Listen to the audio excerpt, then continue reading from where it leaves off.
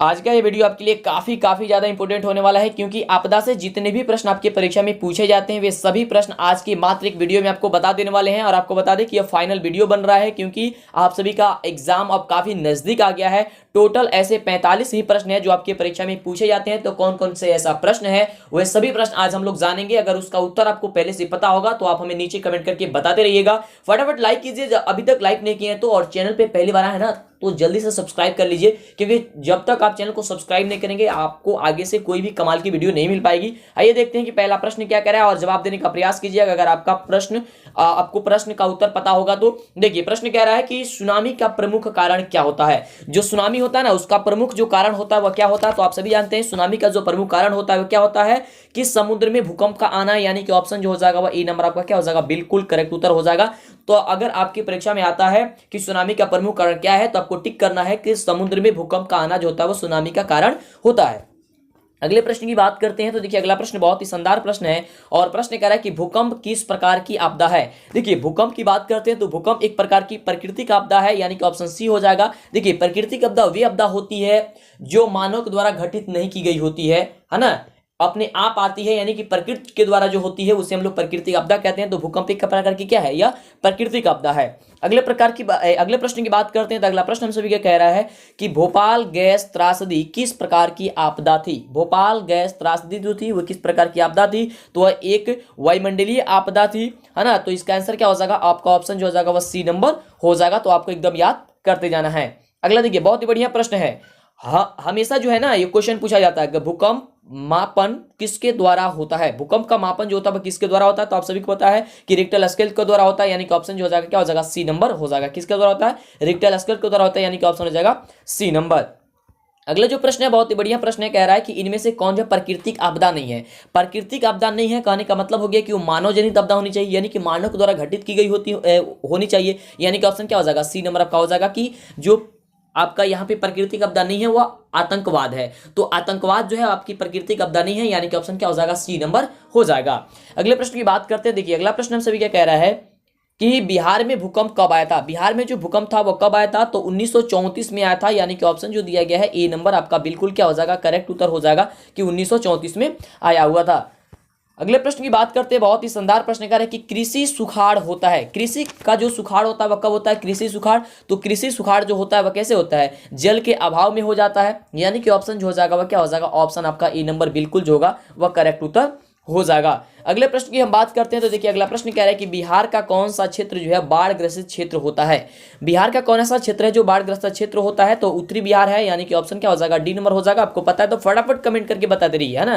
और अभी तक लाइक नहीं किया जल्दी से कीजिए, और चैनल को सब्सक्राइब भी नहीं किया तो जल्दी से चैनल को सब्सक्राइब कर देंगे, ठीक है। चलिए अगला प्रश्न है कि सतलज नदी पर कृत्रिम जलाशय बनाया गया है। सतलज नदी पर कृत्रिम जो है जलाशय बनाया गया है, तो गोविंद सागर, यानी कि ऑप्शन जो हो जाएगा वह क्या हो जाएगा, सी नंबर आपका बिल्कुल करेक्ट जो हो जाएगा वह उत्तर हो जाएगा। चलिए अगले प्रश्न की बात करते हैं। अगला प्रश्न बहुत ही शानदार प्रश्न है और प्रश्न हम सभी क्या कह रहा है कि सूखे से बचाव का एक मुख्य तरीका क्या होता है। सूखे से बचाव का, तो यदि हम लोग वर्षा जल का संग्रह कर लेंगे तो क्या हो जाएगा, हम लोग सूखे से बच सकते हैं, है ना। तो यानी कि ऑप्शन क्या हो जाएगा आपका ए नंबर हो जाएगा। अगले देखिए प्रश्न की बात करते हैं तो अगला प्रश्न बहुत ही शानदार कमाल की प्रश्न है कि भाखड़ा नागल बांध किस नदी पर है। भाखड़ा नागल जो बांध है वह किस नदी पे आपको ये बताना है, तो इसका बिल्कुल सही उत्तर हो जाएगा सतलज नदी पे है, यानी कि ऑप्शन क्या हो जाएगा आपका डी नंबर हो जाएगा। तो एकदम दिमाग में बैठाते जानी, एकदम याद करते जाना, है ना।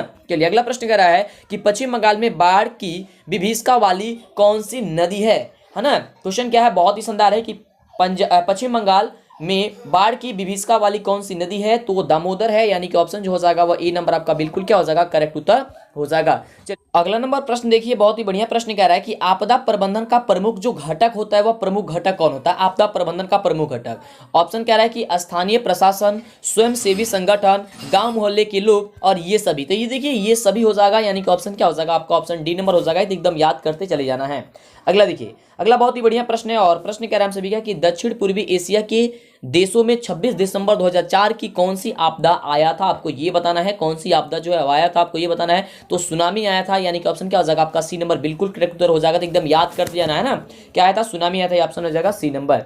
अगला देखिए, बहुत ही बढ़िया प्रश्न है कि आपदा के समय कौन सी समस्या संचार में बाधित होती है, और यह क्वेश्चन बहुत बार जो है वह पूछा जाता है। तो इसका आंसर हो जाएगा मोबाइल टावरों तथा ट्रांसमिशन का क्या होना, टावरों का टूट जाना, यानी कि ये हो जाएगा आपका ऑप्शन ए नंबर बिल्कुल करेक्ट उत्तर। तो एकदम आप याद करते जाइए। चलिए अगले प्रश्न की बात करते हैं। अगला देखिए प्रश्न कह रहा है बिहार बड़ी त्रासदियों में से एक है ना, तो क्या हो जाएगा, बिहार बड़ी त्रासदियों में से एक है तो बाढ़। बिहार में सबसे ज्यादा क्या आता है, बाढ़ आता है, यानी कि ऑप्शन क्या हो जाएगा, सी नंबर आपका बिल्कुल सही उत्तर हो जाएगा। अगला देखिए, अगला प्रश्न बहुत ही सुंदर, फटाफट दिया। अब तो आपको सारी चीजें बता दी हैं कि प्राकृतिक आपदा कब होती है, मानव जनित आपदा कब होती है ना।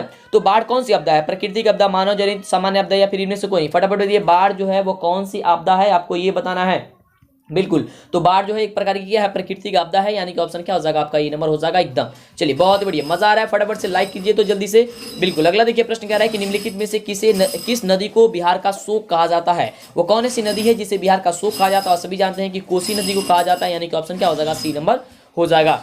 अगला देखिए बहुत ही शानदार प्रश्न, और प्रश्न कह रहे हैं कि नदियों में बाढ़ आने का प्रमुख जो कारण होता है वह क्या होता है। तो देखिए यहाँ पे जो दिया गया जल की अधिकता और नदी की तली में अवसाद का जमना, वर्षा का न होना, इनमें से कोई नहीं। तो देखिए यहाँ पे जो है जल की अधिकता आपका आंसर हो जाएगा बिल्कुल correct Uttar option A number. लेकिन नदी में नदी की तली में अवसाद का जमना भी होता है, तो यहाँ पे आपका ऑप्शन तो दोनों होगा, लेकिन यहाँ पे तो दिया ही नहीं गया है कि दोनों होना चाहिए, नहीं दिया है ना। तो देखिए अगर केवल ऑप्शन आपको दे देता है केवल यही जल की अधिकता, तो वैसे आप टिक ये कीजिएगा। अगर दोनों दे देता है तो दोनों पे टिक कीजिएगा। वैसे आपको बता देना चाहेंगे, देखिए यहाँ पे जो होगा वह यहाँ पे वर्षा का होना देगा, ठीक है, अत्यधिक वर्षा का होना देगा। यहाँ पे ऑप्शन जो शायद वो लग रहा है कि गलती से टाइप हुआ है ना। और यहाँ पे नीचे आपको इनमें से सभी होना चाहिए, ठीक है। ये थोड़ी सी ऑप्शन थोड़ा सा गड़बड़ हुआ है। वैसे नदियों में बाढ़ आने के कारण जो होता है वह जल की अधिकता ही हो जाती है, तो वैसे बात करते हैं तो आपका ए नंबर ही होना चाहिए इसका आंसर, ठीक है, अगर नहीं दिया है तो। लेकिन ये भी कारण आपका होता है नदी के तली में अवसाद का जम जाना भी, ठीक है। अगला देखिए क्वेश्चन क्या कर रहा है कि भूकंप केंद्र के ऊर्ध्वाधर पृथ्वी पर स्थित केंद्र को क्या कहा जाता है। बहुत ही बढ़िया प्रश्न है, और फटाफट जवाब दीजिए कि भूकंप केंद्र के ऊर्ध्वाधर पृथ्वी पर स्थित केंद्र को क्या कहा जाता है। तो क्या कहा जाता है, वो अधिकेंद्र कहा जाता है। क्या कहा जाता है, अधिकेंद्र कहा जाता है, यानी कि ऑप्शन क्या हो जाएगा आपका बी नंबर बिल्कुल करेक्ट उत्तर हो जाएगा। अगला देखिए बहुत ही बढ़िया प्रश्न है, और प्रश्न हम सभी क्या कह रहे हैं कि सुनामी किस स्थान पर आता है। सुनामी जो होता है किस स्थान पे आता है बाबू, तो सुनामी जो होता है कहाँ पे आता है, तो समुद्र में आता है, यानी कि ऑप्शन क्या हो जाएगा आपका बी नंबर हो जाएगा। तो बी नंबर बिल्कुल एकदम बी नंबर आपका बिल्कुल करेक्ट उत्तर हो जाएगा कि सुनामी जो होता है वो कहाँ आता है, समुद्र में आता है।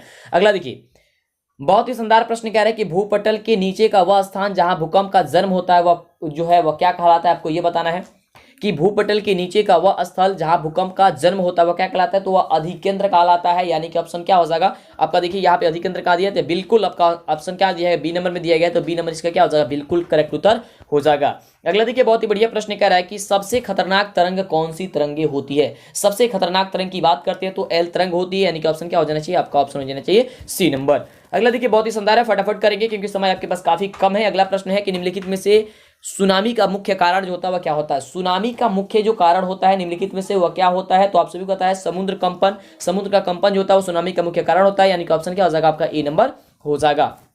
अगले प्रश्न की बात करते हैं, बहुत ही बढ़िया ये क्वेश्चन है कि इनमें से कौन सा जो है वो भूतापीय तरंग नहीं है। भूतापीय तो तरंग जो है वो नहीं है, आपको ये बताना है। तो क्या हो जाएगा आपका इसका बिल्कुल सही उत्तर हो जाएगा ऑप्शन डी नंबर की ओ, है ना। ओ जो तरंग है वो भूतापीय तरंग नहीं है ना। चलिए अगला प्रश्न बहुत ही शानदार प्रश्न, 26 नंबर प्रश्न में हम लोग पहुंच चुके हैं, और प्रश्न कह रहा है कि भारत को कितने भूकंपीय क्षेत्र में बांटा गया है। भारत को कितने भूकंपीय क्षेत्रों में बांटा गया है, तो इसे लगभग 5 भागों में बांटा गया है, यानी कि ऑप्शन क्या हो जाएगा सी नंबर हो जाएगा कि लगभग 5 भागों में इसे क्या 5 क्षेत्रों में इसे बांटा गया है, ठीक है। चलिए अगला क्वेश्चन है, बहुत ही शानदार क्वेश्चन है, और क्वेश्चन देखिए कह रहा है कि भूकंप से पृथ्वी की सतह पर पहुंचने वाले सबसे पहली तरंग को किस नाम से जाना जाता है। बहुत ही बढ़िया प्रश्न है, फटाफट जवाब दिए तो बिल्कुल। तो पी तरंग के नाम से जाना जाता है, यानी कि ऑप्शन क्या हो जाएगा आपका ए नंबर हो जाएगा कि उसे पी तरंग के नाम से हम लोग जानते हैं। अगला देखिए बहुत ही बढ़िया प्रश्न कह रहे हैं कि 26 दिसंबर 2004 को विश्व के किस हिस्से में भयंकर सुनामी आया था। ये जो सुनामी आया था वह कहाँ पे आया था, ये आपको ये बताना है। तो बंगाल की खाड़ी में आया था ना जी, कई बार आपको बताया है, तो इसका आंसर क्या हो जाएगा आपका ऑप्शन हो जाएगा डी नंबर। अगला देखिए बहुत ही बढ़िया प्रश्न, और प्रश्न कह रहा है कि महासागर के तली पर होने वाला जो कंपन होता है किस नाम से जाना जाता है। महासागर के तली पे तो सुनामी के नाम से जाना जाता है महासागर में, तो क्या हो जाएगा ऑप्शन आपका हो जाएगा सी नंबर की, सुनामी के नाम से जाना जाता है। चलिए अब बात करते हैं 30 नंबर प्रश्न की। तो देखिए 30 नंबर प्रश्न कह रहा है कि बस्ती या मकान में आग लगने की स्थिति में क्या होना चाहिए। बिल्कुल, तो अग्निशामक यंत्र को बुलाना चाहिए ना जी। क्या करना चाहिए, अग्निशामक यंत्र को बुलाना चाहिए, यानी कि ऑप्शन हो जाएगा ए नंबर। अगला देखिए, बहुत ही बढ़िया प्रश्न, और प्रश्न कह रहा है कि बाढ़ के समय निम्नलिखित में से किस स्थान पर जाना चाहिए। बाढ़ के समय में, तो बाढ़ के समय में कहाँ जाना चाहिए, ऊंचे स्थान पर जाना चाहिए, यानी कि ऊंची भूमि वाला स्थान पर जाना चाहिए, यानी कि ऑप्शन क्या हो जाएगा, ए नंबर हो जाएगा। अगला देखिए, अगला प्रश्न क्या है कि वर्तमान में सबसे अधिक उपयोग देने वाला जो साधन है वो कौन सा है। वर्तमान में जो सबसे ज्यादा उपयोग किया जा रहा है कौन सा है साधन है, तो मोबाइल है ना। कौन सा है, वो मोबाइल है, सबसे ज्यादा उपयोग, ये काफी आसान हो गया है मोबाइल, यानी कि ऑप्शन हो जाएगा सी नंबर। अगला देखिए, अगला प्रश्न क्या है कि सामान्य संचार व्यवस्था के बाधित होने का मुख्य कारण क्या होता है। सबसे ज्यादा बार ये क्वेश्चन पूछा जाता है, क्या होता है, केबल का टूट जाना। क्या होता है बाबू, केबल का टूट जाना, यानी कि ऑप्शन क्या हो जाएगा, ए नंबर हो जाएगा। ठीक है, चलिए अगला देखिए, प्रश्न क्या कह रहा है कि सुदूर संवेदी उपग्रह यानी कि रिमोट सेंसिंग उपग्रह का प्रयोग किस लिए होता है, आपको ये बताना है। काफी बढ़िया, काफी इंटरेस्टिंग टॉपिक है आपका, काफी मजेदार जो है क्वेश्चन है आपको, है ना। तो क्या हो जाएगा, बिल्कुल ये हो जाएगा, इन सभी के लिए किया जाता है, क्योंकि दूर संचार के लिए भी होता है, मौसम विज्ञान के लिए भी होता है, और संसाधनों की खोज के लिए भी होता है, यानी कि ऑप्शन क्या हो जाएगा, डी नंबर हो जाएगा। अगला देखिए, अगला जो प्रश्न है कह रहा है कि संचार का सबसे लोकप्रिय साधन जो है वो कौन सी है। संचार का सबसे लोकप्रिय साधन कौन सी है, तो यहाँ पे आपका हो जाएगा क्या चीज, सार्वजनिक टेलीफोन होगा। क्या होगा, सार्वजनिक टेलीफोन होगा, यानी कि ऑप्शन हो जाएगा ए नंबर। अगला देखिए, प्रश्न कह रहा है हम सभी का कि वैकल्पिक संचार साधन इनमें से कौन नहीं है। वैकल्पिक संचार जो साधन है इनमें से जो है वो कौन नहीं है, आपको ये बताना है। तो देखिए यहाँ पे ऑप्शन दिया गया है, तो यहाँ पे जो अंतरिक्ष दिया गया है ना वो आपका नहीं है, यानी कि ऑप्शन क्या हो जाएगा, डी नंबर इसका हो जाएगा कि नहीं है ये अंतरिक्ष। अगला देखिए, अगला प्रश्न बहुत ही शानदार प्रश्न है कि भारत में कितने प्रतिशत भूमि भूकंप प्रभावित है। जो भारत है उसमें कितने प्रतिशत भूमि है वो भूकंप से प्रभावित है, तो लगभग की बात करते हैं तो 56% है, यानी कि ऑप्शन क्या हो जाएगा, बी नंबर आपका बिल्कुल करेक्ट उत्तर हो जाएगा कि लगभग 56% है।